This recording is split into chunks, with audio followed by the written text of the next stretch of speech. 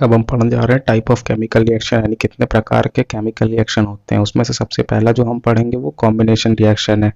इसको पढ़ने से पहले हम जान लेते हैं रिएक्शन में होता है क्या। तो रिएक्शन में कोई भी एलिमेंट किसी दूसरे एलिमेंट में बिल्कुल भी चेंज नहीं होता है, ना ही वो मिक्सचर से गायब होता है। मतलब कोई भी रिएक्शन है तो उसमें से एलिमेंट ना गायब होता है ना किसी दूसरे एलिमेंट में चेंज होता है, बल्कि केमिकल रिएक्शन में सिर्फ वह किसी न किसी दूसरे एटम से बॉन्ड बनाता है। मतलब वह किसी न दूसरे एटम से कंबाइन करता है और वो नया सब्सटेंस बनाता है। तो ना ही कोई एलिमेंट हमारा टूटता है, ना ही कोई एलिमेंट गायब होता है। सिर्फ होता क्या है केमिकल रिएक्शन में कि जो एलिमेंट होता है वो किसी दूसरे एलिमेंट से हमारा कंबाइन करके कोई न्यू प्रोडक्ट फॉर्म करता है, जैसा कि हमने देखा था रिएक्टेंट होता है और वो फाइनल प्रोडक्ट देता है हमारा। और हमने बैलेंसिंग में भी देखा था कि नंबर ऑफ एटम हम बैलेंस करते हैं दोनों साइड एलिमेंट्स के। तो कॉम्बिनेशन रिएक्शन क्या होता है, जैसा कि नाम से ही क्लियर हो रहा है कि कॉम्बिनेशन मतलब कंबाइन करना, कंबाइन मतलब कि दो चीज़ों को मिलाना, और रिएक्शन तो हमने पहले ही पढ़ा है। तो देखते हैं, जैसे कि यहाँ पे दिया हुआ है calcium oxide react vigorously with a water to produce slaked lime calcium hydroxide releasing a large amount of heat. यानी कि जो कैल्शियम ऑक्साइड है हमारा वो काफ़ी तेज़ी से वाटर से रिएक्ट करता है। कैल्शियम ऑक्साइड हमारा पानी से रिएक्ट करता है और बहुत ही ज़्यादा मात्रा में हीट जनरेट करता है, और साथ ही साथ वो कैल्शियम हाइड्रो ऑक्साइड फॉर्म करता है। जैसा कि हम इक्वेशन में देखते हैं CaO है कोई क्लाइम जिसे हम कहते हैं, प्लस H2O यानी कि वाटर, ये दोनों जब हमारा कंबाइन करता है तो CaOH2 फॉर्म कर रहा है स्लेक्ड लाइम। और यही कॉम्बिनेशन रिएक्शन कहला रहा है, क्योंकि यहाँ पे अगर हम देखते हैं रिएक्टेंट में हमारे दो कंबाइन कर रहे हैं और इधर प्रोडक्ट में हमारा फॉर्म हो रहा है CaOH2। In this reaction calcium oxide and water combine to form a single product. अगर हम देखते हैं तो कैल्शियम ऑक्साइड जो है हमारा वो वाटर से कंबाइन होकर एक सिंगल प्रोडक्ट बना रहा है। मतलब दो चीज़ें कंबाइन करके सिर्फ एक चीज़ फॉर्म कर रही हैं, ये एक कॉम्बिनेशन रिएक्शन होता है। Such a reaction in which a single product is formed from two or more reactant is known as combination reaction। यानी कि जिसमें दो या दो से ज़्यादा रिएक्टेंट होते हैं, दो या दो से ज़्यादा रिएक्टेंट होते हैं और वो फॉर्म करते हैं किसी सिंगल प्रोडक्ट को, उसे कॉम्बिनेशन रिएक्शन बोलते हैं। जैसा कि नाम से ही क्लियर हो गया था, कॉम्बिनेशन मतलब दो चीज़ें या दो से ज़्यादा चीज़ें कंबाइन करेंगी रिएक्टेंट में और प्रोडक्ट में फाइनली हमें एक चीज़ मिलेगी।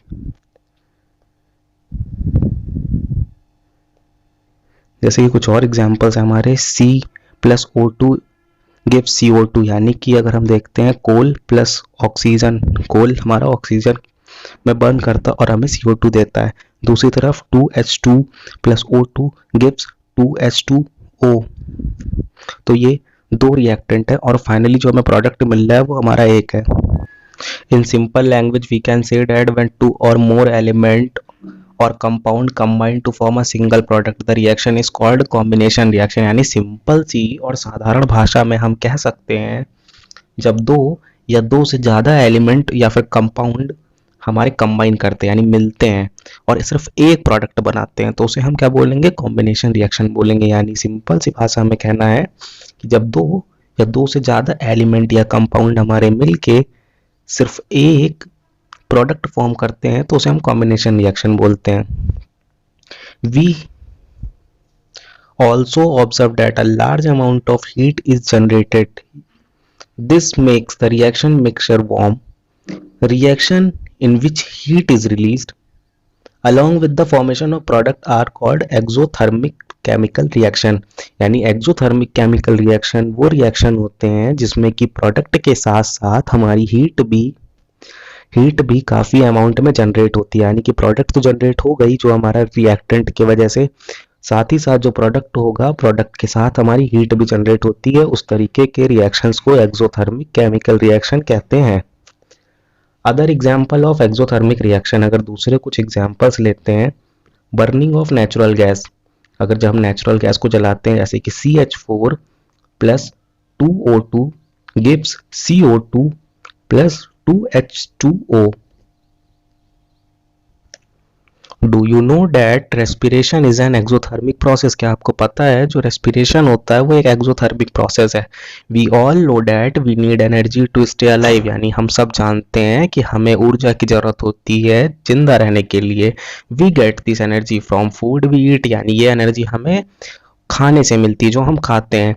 ड्यूरिंग डाइजेशन, जब डाइजेशन का प्रोसेस होता है, food is broken down into simpler substance, यानी जो फूड होता है उसको सिंपलर सब्सटेंस में ब्रोक करते हैं, यानी कि तोड़ते हैं। For example rice, potato and bread contain carbohydrate, जैसे ये कुछ फूड्स हैं जिनमें कार्बोहाइड्रेट होता है। Carbohydrate broken down into glucose, carbohydrate जो होता है हमारा वो ग्लूकोज में ब्रोक होता है, टूटता है। This glucose combine with oxygen in the cell, यानी जो ग्लूकोज होती है वो ऑक्सीजन के साथ कंबाइन करती है हमारी सेल्स में एंड प्रोवाइड एनर्जी, और वो हमें ऊर्जा देती है। This special name of this reaction is respiration, और ये जो स्पेशल नेम है इसको ही हम रेस्पिरेशन कहते हैं। यानी कि इस पैराग्राफ में हमें ये समझ में आया हमें जिंदा रहने के लिए एनर्जी की जरूरत है, और एनर्जी हमें डाइजेशन से, जो फूड होता है वो डाइजेस्ट होता है, सिंपलर सब्सटेंस से ब्रोक होता है, जैसे कि राइस, पोटैटो, कार्बोहाइड्रेट ब्रोक होता है ग्लूकोज में। ग्लूकोज हमारे सेल्स में जाके कंबाइन करती है ऑक्सीजन के साथ और वो हमें एनर्जी देती है, और इसी को रेस्पिरेशन बोलते हैं। अगर इसे हम लिखते हैं केमिकल रिएक्शन के फॉर्म में या फिर केमिकल इक्वेशन के फॉर्म में, तो ऐसे C6H12O6, यानी कि ग्लूकोज का फॉर्मूला है C6H12O6 plus 6O2 gives 6CO2 plus 6H2O plus energy, यानी कि ये रेस्पिरेशन का फॉर्मूला है जो कि या फिर इक्वेशन है जो कि बहुत इंपॉर्टेंट है।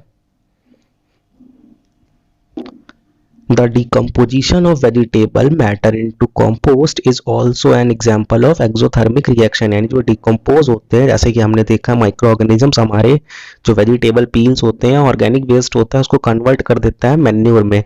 तो जो वो कन्वर्ट करता है मैन्योर में, उस समय भी बहुत भारी मात्रा में हीट जनरेट होती है, जैसा कि हमने पिछली क्लासेस में पढ़ा है। डिकम्पोजिशन प्रोसेस में हीट जनरेट होती है, ये चीज़ें हमने क्लास 8th में पढ़ी थी, क्योंकि फॉसिल फ्यूल्स जो हमारे फॉर्म होते हैं वो under high pressure and high temperature form होते हैं, और वो डिकम्पोजिशन प्रोसेस से ही फॉर्म होते हैं, यानी कि under high pressure and temperature, काफ़ी ज़्यादा प्रेशर और काफ़ी ज़्यादा temperature, temperature equals to heat, यानी टेम्परेचर अगर काफ़ी ज़्यादा है उसका मतलब हीट होगी। डीकॉम्पोजिशन रिएक्शन में क्या होता है, जैसा कि कॉम्बिनेशन रिएक्शन में हमने पढ़ा, दो एलिमेंट या फिर दो कंपाउंड मिलके हमारा एक फाइनल प्रोडक्ट देते थे, वो हमारा कॉम्बिनेशन रिएक्शन था। डीकॉम्पोजिशन रिएक्शन जस्ट उसका उल्टा होगा, यानी कि जैसा कि हमने कॉम्बिनेशन रिएक्शन में पढ़ा है कि दो एलिमेंट या फिर दो कंपाउंड मिलके हमारा एक प्रोडक्ट, फाइनल प्रोडक्ट हमें देते हैं। डिकम्पोजिशन रिएक्शन जस्ट उसका उल्टा है। डिकम्पोजिशन रिएक्शन जस्ट उसका उल्टा है, इसमें एक हमारा रिएक्टेंट होगा और वो डिवाइड होके फाइनल प्रोडक्ट में मल्टीपल एलिमेंट्स हमें देगा। Have you ever noticed that the green color of a ferrous sulfate crystal has changed? क्या आपने नोटिस किया जो ग्रीन कलर का फेरस सल्फेट है वो चेंज हो जाता है। You can also smell the characteristic odor of burning 2FeSO4 gives Fe2O3 plus SO2 plus SO3. In this reaction, you can observe that a single reactant break down to give simpler product. यानी कि हमने इस reaction में देखा जो single reactant है वो break होता है और सिंपलर प्रोडक्ट्स हमें देता है। This is a decomposition reaction, और यही डिकम्पोजिशन रिएक्शन होता है जब एक सिंगल रिएक्टेंट हमें मल्टीपल प्रोडक्ट देता है, उसे हम डिकम्पोजिशन बोलते हैं। Ferrous sulphate crystal FeSO4 7H2O lose water when heat and color of crystal change, यानी जब क्रिस्टल का कलर चेंज होता है और जब हीट मिलती है तो वो लूज करता है water.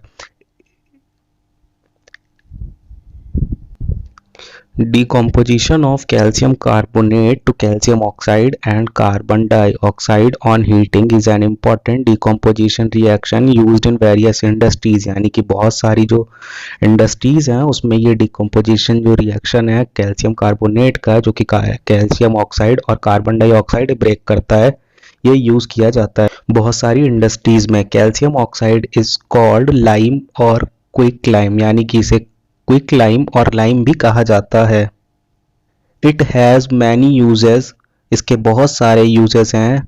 One is in manufacture of cement, यानी जो सबसे इम्पॉर्टेंट इसका यूज है वो सीमेंट को फॉर्म करने में, मतलब मैन्युफैक्चर करने में। When a decomposition reaction is carried out by heating it is called thermal decomposition. जब डिकम्पोजिशन रिएक्शन होता है और वह हीट के द्वारा किया जाता है, गर्मी के द्वारा किया जाता है, तो उसे थर्मल डिकम्पोजिशन बोलते हैं। जैसे कि CaCO3 gives CaO plus CO2, यानी कि lime stone CaCO3 lime stone gives quick lime CaO plus CO2। जैसा कि कॉम्बिनेशन रिएक्शन में हमने पढ़ा कि एक्सोथर्मिक होता है जब हीट जनरेट होती है, उसी तरीके से डिकम्पोजिशन रिएक्शन में थर्मल डिकम्पोजिशन कहते हैं जब हीट के द्वारा रिएक्शन होता है।